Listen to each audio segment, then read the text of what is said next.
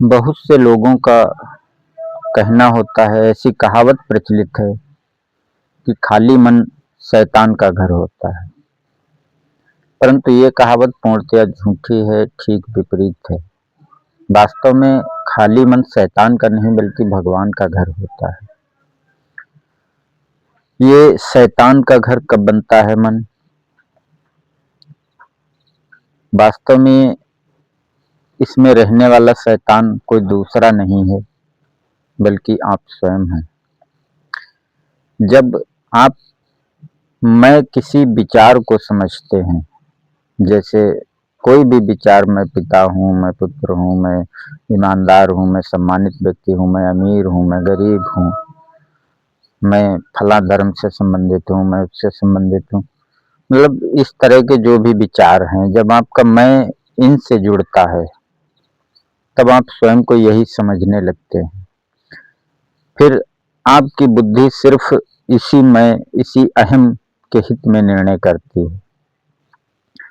फिर उस अहम के हित से चाहे जितने भी लोगों का, जितने भी जीवों का अहित होता हो, उससे उसे कोई मतलब नहीं होता है। चाहे पूरी सृष्टि मिट जाए फिर भी उस अहम का ही हित होना चाहिए।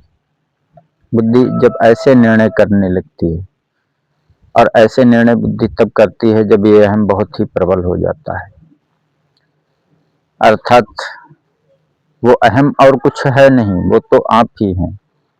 आपके मैं के जुड़ने से वो विचार, आपके मैं सहित वो विचार अहम बना, और वही आप हैं।